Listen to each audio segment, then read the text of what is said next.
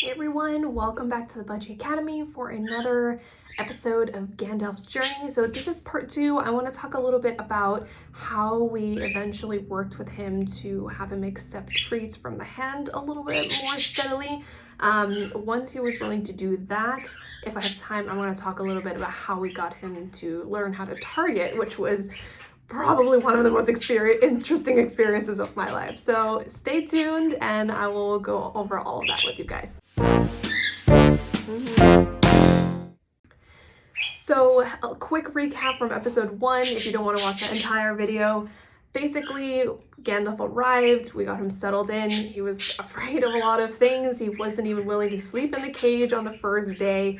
What I think I left out of the previous video is that he had only dowel perches when his cage first came to us, so I actually decided to swap one of them out for a nicer natural wood perch. So the first night, he didn't want to sleep in the cage. The next day, he put himself away into the cage and we just left the door open pretty much all the time. And then after a couple days, I was like, let me try one natural wood perch. So I put one natural wood perch in there and he was like, nope, not about this. Like, this is not okay. And he refused to sleep inside the cage. So he slept another night outside of the cage. And the next morning, he was like, I'm fine with this perch now. And he went inside the cage and he went to go sit on the perch just fine. So that was his experience, and up until this point, he still had his old cage, which is the one with the rounded top that he came with. Then, let me think about it. Then we started trying to get him to take food a little bit more confidently. I couldn't give him small treats at all. We could do, the sticks, like millet spray was fine, but only from a distance. He would take like a few bites and then run away. He was more keen on taking that from my boyfriend than I was because he still is very fond of Ben. And I thought it was pretty clear to me that that was probably my way in, which is that, if it's some behavior I wanted to teach him, it's probably more likely he's going to offer that behavior to my boyfriend first. So we're going to use him to like solidify that behavior and then I would copy, right? So then that way he understands like what is expected and what's going to happen to him and give him a bit more certainty and predictability so he knows what's going to happen. And that will probably help. So I thought that was most likely going to be the game plan. Now, during this first, week and a half, he started, opening up. When I came in after I work, I would lay down on my belly on my bed, and his cage was in the bedroom at the time, and he would walk around my back, he would sit on my foot, and he would sing, and I was like, okay, great, now we're getting somewhere. Eventually, I started offering him food. So my boyfriend would offer him millet, and then after I would let him offer him some millet, give him a couple bites that he was willing to take, and then I'd have him hand the millet to me, and then I would offer him some millet. And then he started to get the idea that, okay, so the woman basically copies whatever he does, so then he doesn't have to worry that, I'm going to do something crazy and unexpected. So my boyfriend feeds him, and then he gives me the millet, and I feed him. I give the millet back to my boyfriend, so he eventually realized, like, okay, this is a little more certainty here, and that I think really seemed to help. Eventually, what happened was that he would start to recognize the food bowl, right? I swapped his old food bowls out for stainless steel bowls, and he recognized eventually the bowls that I would bring the food in. He would get excited. He was still on an all-seed diet then, and he was still a little bit new. I couldn't weigh him yet, so I didn't want to just like start him on diet conversion. But I did slowly start upgrading his seed mix. So I was like slowly walking him onto a newer seed mix. And one of the things I realized is that he does not like sunflower seeds, but he likes oats. And I was like, okay, cool, that's totally fine. So I started trying, as he would come over to the bed and like walk around on the bed while I was there. And if I don't move, like he would kind of stay for a little while and then go back. And eventually what I started doing was I would just hold the bowl of food with my hands, and I realized like he was so afraid of my hands that I couldn't even hold the bowl normally. I had to hold the bowl like underneath the bowl so that he couldn't really reach my hands, and then let him eat that way. But it only works on the bed. Like if he was on the perch actually near the cage that's mounted onto the side of the cage, and I would go with the bowl, he would just attack my hand. He was like, absolutely not, so I think there was a bit of that like cage association, and he's not cage aggressive because he's territorial. I think he's just scared, so I was like, okay. So every day I would come in, I would hold the bowl for him like this, and let him eat from the bowl. And eventually he understood, like, okay, like I can eat from this bowl. And then that became something that he was more comfortable with. I would come in with a bowl and he was like, oh, okay, food time, and come and eat from the bowl.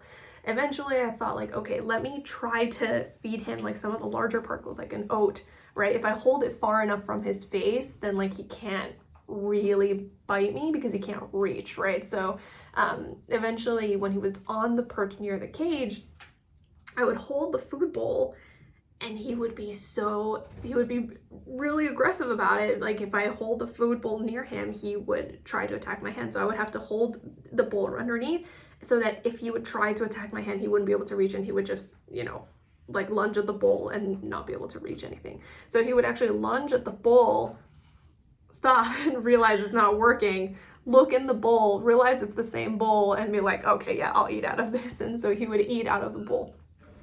And it was always kind of like that. I would be like, hey, here you go. And he would take one lunge of the bowl, and then he would look inside and be like, actually, this is okay after all.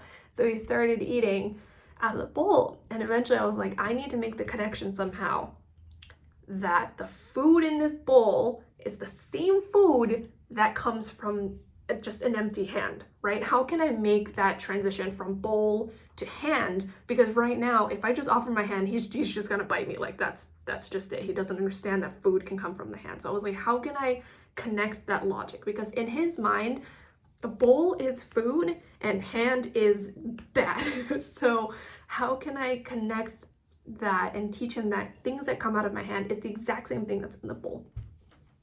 So I had the thought that what I'm going to do is instead offer him an empty bowl and take food, show him an oat in my hand, and he would kind of lunge to try to bite it, but just threaten to bite it. He would go like that and threaten to bite me, but because it was too far away, he couldn't actually bite me. And he would look in the bowl and see it's empty, and I could see that he was kind of confused, and I would drop the seeds into the bowl at the far end of the bowl, and they would slide down to his end of the bowl, and he would eat it. So then I would just like keep a small, allotment of his seed mix, and I would drop them in, and it would slide to his side, and he would eat it. So I like tilt the bowl just a little bit. So I would drop it on this side, it would slide down, and he would eat it. Eventually he understood, okay, yeah, the stuff the woman puts in there with her hands is what drops into the bowl, and that's what I eat. And then eventually what I started doing, and this was all in the span of like one session. This was like in the span of one session, but I was like repeating it over days, right? So eventually what I did is I would take it and I would hold the oat over the bowl, but I wouldn't drop it until I see him like anticipating it. Once I saw him like anticipating the fact that I'm gonna drop the seed, that's when I started delaying it. I would like hold the bowl and hold the seed, and he would look at me like, like, drop it, woman, like, hello. And he would call and be like, hello, what are you doing? And then that's when I would like slowly go towards his face. And this is one of those things you eventually learn when you give birds treats from, you don't want to like give it to them close to their face, because that's how they bite you. So instead what it is you go very slowly towards them, so they have to reach, and they can barely reach it with their beak, so they can't bite your finger because the food is sticking out from the front. So that means that they can barely reach the food, they can take the food and go, but they're not going to be able to reach your hand. So I went very slowly. At first he was like, I don't know about this, but over the period of that session, eventually he wanted the oat enough that he took it from my hand, and I was like, yes. That was the day that he finally took a piece of food directly from my hand, and I was like, oh my God, finally. And so once he learned that, I would take one oat little by little, be like, here, have another oat. And it had to be something like, long, like an oat. It couldn't be like a bit of millet or something that, like a white millet that's round. That wouldn't work because it was too close to my hand. But if it was something that could like stick out from between my fingers, that was something that could work. So we worked on that for a little bit. Eventually got more comfortable. I would come in with the food, he would come and eat. If I offer him the food bowl, he would eat. And I was like, this is good. Now we're getting places. Next step was like, okay, now that this bird will take food, if he could take an oat from the hand, he could take spray millet from the hand. So spray millet became a pretty easy thing to, well, it wasn't super easy, but it was more consistent that he would take spray millet from the hand. He would still, you know, like back up and, you know, be confused and all the time. Like if I would offer it to him, that he would usually back up first and then kind of come back and maybe take a couple bites and then realize that it's okay. So there was still kind of that back and forth, but we could at least on a daily basis get him to come and take treats. So once we were able to do that, I was like, okay, now we have to teach this bird to target, because I can't touch him right now. We can't teach him to go in the cage without any means of picking him up. So first thing is going to have to be target. So for those of you guys who don't know, target training is basically, if you have, I'm going to use this as a stick, but basically it's where you can ask the animal to orient some part of their body and touch the stick or touch a target that you designate with that part of their body. So for birds, that typically means you ask them to touch their beak to the end of some stick. I use like a clean chopstick. And then when they touch that, you reward them for that.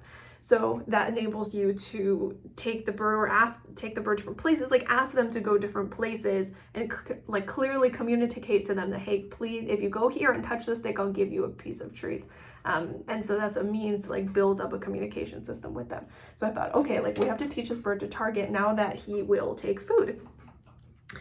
And I tried, you know, the typical trick that I do with budgies is that I put a bit of seed mix in between my fingers, and then I put the stick, and I hide the majority of the stick, but I put the seed mix that's between my fingers with the millet, and I hide the majority of the stick like in my sleeve or something so they can't really see it. So that stick, I would hide it inside and then put some seeds there. So they would come and they would eat the seeds from between my fingers, and then slowly I would kind of like let the stick out, even though there was still millet there, and I would let them eat the seed from between my fingers.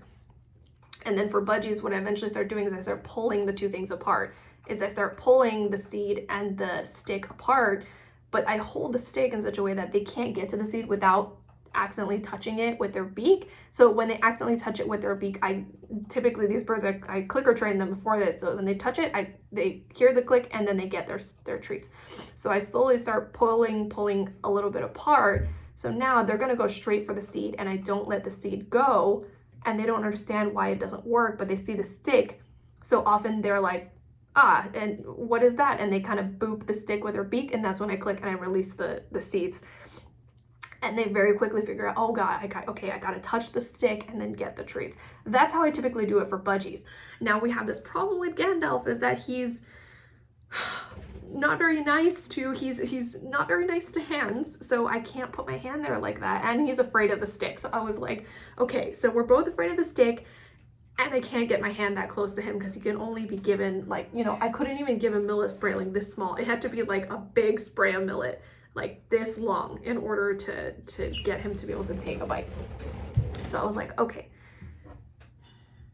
y'all okay? So I was like, okay, how are we gonna do this? And that's when I made the connection that a lot of times that when you're working with parrots, because they have such strong social aspect, like because they have such strong like flocking instincts and flocking behaviors. And I noticed that Gandalf is very, very interested in my boyfriend's phone. So like if my boyfriend is like holding his phone texting something, he wants to look, he's interested in that. So I was like, okay, let's do this. So he would come and sit on my boyfriend's shoulder and look at things that my boyfriend was playing with. So I said, let's do this. I'm gonna pretend to do target with my boyfriend. So I would ask my boyfriend, target. My boyfriend would take his finger and tap the stick. I would click and I would give him the millet, and he would pretend to eat it. And then we would repeat that back and forth. So I'd be like, target, he targets, and I give him the treat and he eats it. Target, treat, target, treat. Just me and my boyfriend in front of Gandalf, and Gandalf would be like, what is that? What is he doing? And he started being really curious, and he was like, wait, I want to do that. Like he does the thing and he gets millet, like I want to do that. And so that turned out to be the key to getting him to target, which is then I would give it to my boyfriend, target, and I'd give him a treat. And when I see him like leaning, like he's interested, I would offer him the stick, and he was like, I don't know about this. And then I would be like, it's okay. Then I go back to give it to my boyfriend. He'd taps it, and again he gets the treat. And eventually Gandalf was like, okay, maybe probably I should touch this stick next time. So because I keep offering him the stick and he keeps not touching it, and I don't force him, I just, you know, give it back to my boyfriend. So he was like, oh, I'm not getting the treat this way, and he's getting it. Eventually I offered him the stick. He just reached it just gently and booped it with the end of his beak, and that was enough, and he got the treat. And ever since that, he figured it out. He was like, oh, okay, I touch stick, I get treat. So touch a stick, get the treat, touch a stick, get the treat. And eventually he didn't really want to do it with me, but he loved doing it with my boyfriend. Once he figured out the concept, my boyfriend could come in, we would have to warm up by me pretending. So like we would have to come in, I'd have to like target with my boyfriend, and then he would get interested, and then I would hand it to my boyfriend, and then my boyfriend would target with Gandalf, and then hand it to me, and then I would target with Gandalf, and then hand it back to him. It was like this whole thing to like get him to target.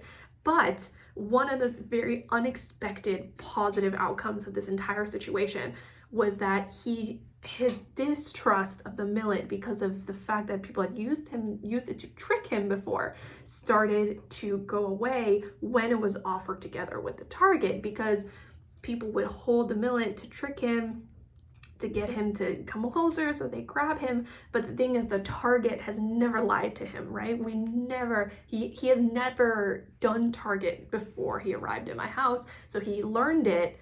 And in his mind, target is great. I like walk 2 steps, tap something with my beak, and I get some food for it. And it was a very clear line of communication to him. And I think it was like the first time that he felt like he knew what to do, right? Like what he's supposed to do, and the clear line of communication. And then he would get the millet, and that the millet is never attached to any negative consequences. So it was target and millet, and the millet came without any strings attached, without any risk, without any negative associations. And that was what that connection of the target to the millet was what fixed his, I don't want to say fixed, but when the millet was offered together with the target, that's when he was very excited to come and eat the millet, and he eats the millet without hesitation. But if I come with the target, with only the millet and no target, he's like, I don't know if I want that. Like, seems like there might be strings attached. Like he's not trusting of that, because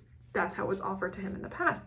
So every time if I wanted to give him a treat or something, I would come in and be like, you want a target?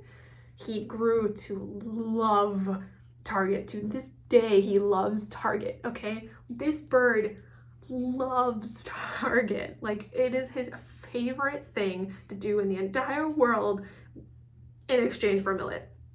And it's just a really good example of how establishing that clear line of communication can be rewarding for them and help them with it, give them a sense of certainty in life, right? Because a lot of it is like they're basically in a room with these strange other human creatures that speak all these words that they can't understand, and it's a very frustrating existence, and they're not able to communicate their needs. And so like this is something finally like we could clearly communicate back and forth. And I see a lot of birds that once they figure out target, they find it really rewarding and reinforcing, and it's one of their favorite activities to do because of the clarity of that communication. And once he learned how to target, that was when we could do a lot of other things. Then it was a matter of, can we use target to weigh him, right? Because he had not been weighed this entire time. And so I was like, okay, let's try to get a weight on this bird. And so that's when I have like it's just like a cheap kitchen gram scale, and I put a notebook on the bottom so that there was a bit of a foundation for the scale to go on. And I was like, let me just leave the scale here, not ask for much, but I would just leave the scale on top of the cage. I have to back up. I had to change the cage because the cage was not flat on top. So in between, before this, I had to change the cage. And so I actually got rid of his old cage, which was the dome top, and switched it to the large size preview flight cage, which is a preview F040. And so I swapped it to that cage, and I told my boyfriend, I was like, he's not going to sleep in that cage. Like he's not going to go in there. And lo and behold, he didn't, right? So I swapped the cage. I put all the same toys and everything in there, but he wouldn't go in. He wouldn't even touch it. He was like, I don't even want to sit on it. He actually went to go sit up on the curtain rod, and he wouldn't come down, and he slept up there. And again, we couldn't leave the house. So like I just sat in that room pretty much all day, and I just let him sit up there, and he slept up there. And then the next morning he flew himself down and he went into the cage all by himself. And ever since then, he had no problems going inside the cage. He went in there, chewed his toys, all this stuff. So sorry, that's a little out of order, but yeah, that was basically what happened. And then we started teaching him target. And then after that, we tried to weigh him. So yeah, I put a notebook, the kitchen gram scale on top of this new cage, which was flat. And I would just target him every day around the scale, but I couldn't get him to go on the scale because he was like, I don't know what that is. I don't want anything to do with that. Eventually I thought, okay, we're gonna have to use this trick again, which is I told my boyfriend to come in and I said, we're gonna pretend like this scale is the most interesting thing that you've ever seen. So I actually took the scale. Actually, I don't even have one, it's in the kitchen, but I actually took the scale, and my boyfriend and I sat on the bed and went like this. We would tap on it, we would both look at it, and we were like, oh, so interesting. And we would talk like really loudly and like fake talk. We would talk really loudly and fake, like enthusiastically investigating this like kitchen scale. And we were like, this is so interesting, and like pretend like we were having like a whole conversation about this scale. We were like, so interesting, so interesting. We would like flip it over, we would tap it, and we realized that a lot of cockatiels will like tap things. And so we started being like, whoa, look, and then tapping and all this and that, and pretending like this was like the most interesting thing that we had ever seen in our lives. And as we expected, this bird immediately flew over onto my boyfriend's shoulder and was like, what's that? And he was looking at it, like, what's this? Like, what are the humans investigating? He didn't want to touch it, and he's still afraid of it, but we just kept pretending like, wow, so interesting. Oh my God, this is so interesting, and then pretending. And eventually what happened was that I put it back on the top of the cage, and I told my boyfriend, I said, let's go now over there to the top of the cage and pretend that it's really interesting. So we put it back on top of the cage, and then we went back up there and we started tapping the top of the scale like, oh my God, so interesting. Oh, this is so interesting. And we were like, talk about it. We're like, look, it's like flat, you can like weigh stuff. Like, obviously Gandalf can't understand a single thing that we're saying, but just their flocking instinct, and that he has a connection to Jose, and that he can tell when like Jose and I are doing things together, like my boyfriend and I doing things together, he can tell. So he'd come and like flock and see, and eventually I could see that he was like reaching to like look at the scale, and that's when I was like, I backed up and I told him, I said, keep pretending. I told my boyfriend, I said, keep pretending, like gently tap the scale and tap the notebook. I put a piece of millet on top of it, and that didn't do anything. But I said, tap the top of the notebook. And Gandalf came over, walked around the notebook, but jumped onto his shoulder to like investigate the scale. You know how they tip their head and like look at the scale? And he's like, what is that? And then he hopped back down. And then Gandalf, and I said, stop for a second. And Gandalf happened to go like back around. So then like he was exactly between my boyfriend and the scale. So he happened to be exactly, if he walked a straight line to my boyfriend, he would stand on the scale. And I told him, I said, stop tapping for a second. And like he walked around to go, and sometimes like when he's a little like frustrated or like confused, he goes to drink water. Like I leave a dish of water on top of his cage, and he would go to drink water almost as like a deflection almost. It was really interesting. Like he would go and drink water and then come back and re-engage. But then so he went around, and I told him, I said, now is the time. Tap the scale and pretend it's really interesting. So my boyfriend would tap the scale, and I was filming it, and that's when he turned. He looked at my boyfriend, and it was a straight shot from him to my boyfriend walking across the scale. And he like looked at it, chewed the notebook a little bit, and he calmly stepped himself on top of the scale. And I was like, oh my God, yes. Like, but in that moment, it's like you can't make any noise because you'll spook him. So it's like, oh my God, don't say anything. But it was just so exciting that we finally got him onto the scale. And I was like, how much does he weigh? And he's like 104. And I was like, oh my God, in my head, I was like, this is so exciting. But like, wow, this cockatiel weighs a lot. He's quite tall. Like, I don't know if you can tell from the videos, but he's quite tall next to another cockatiel. Like when in times that we have boarded him. And he's next to another cockatiel, like another cockatiel in a neighboring cage. I was like, whoa, like this bird is a lot bigger than other people's cockatiels. He's like a third bigger than the other people's cockatiels that were there with like the boarding facility. And I was like, wow, so he weighs quite a lot. So he was 104, probably about 2-3 weeks after arrival. And then a little while later, that's when we took him for his new bird exam, but I couldn't get him an appointment at the vet that I usually go to, but there was another vet that sees birds. So I was like, let's go there, just get a basic check, and then we'll book an appointment with my normal avian vet, but I'd like to get him just checked out as a new bird exam, just so I know like how nervous I have to be for this quarantine, right? He doesn't have any obvious signs of illness. He had not seen another bird since he left the Petco 9 years ago, so it was unlikely that he would have something really severe, but still, you never know. So we took him. That was an interesting situation.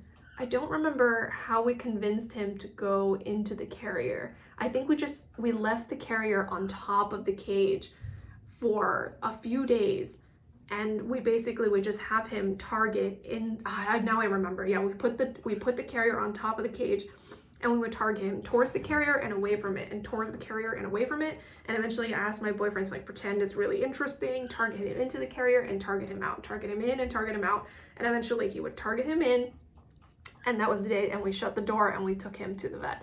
And I was so afraid of the fallout. I was like, oh my God, he's gonna hate me. He's not gonna trust the target anymore, because we took him to the vet, and this was during COVID, so we couldn't go in with him. So we got out, we handed him to the veterinarian. They did their check. They said, he's great. He's a little bit overweight. It'd be nice if he could be like 100 grams, like 104 is maybe a little much for him. And I said, okay. But he said, otherwise, besides that, he's okay. Very low in vitamin A, just to be expected, given that he was just on an all-seed diet this whole time. But yeah, besides that, he was fine. And I said, okay, great. So we took him home, and then they said they didn't want to do blood work at that facility, so they were like, wait till your normal avian vets, like new bird exams, to have them do the blood work. And I said, okay, yeah, fine. So we took him home, and I was like shocked that there was no fallout whatsoever. It was as if we hadn't gone. He didn't show any kinds of aggression or regression.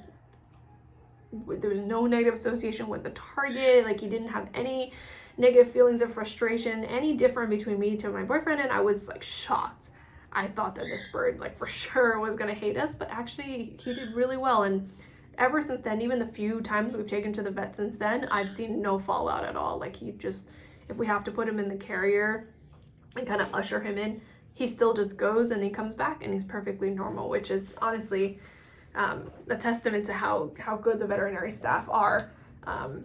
But yeah, so that is part 2, how we got him to take some food, learn to target, and how the target we were able to use that target to get him in the carrier so he could get his new bird exam, and that he cleared his new bird exam, except for the pretty severe nutritional deficiencies, which you could tell by the vet could tell from a physical exam that he had a pretty severe vitamin A deficiency, but otherwise he was doing okay. So, and we knew that we just have to, continue with the diet conversion, and eventually that would get fixed.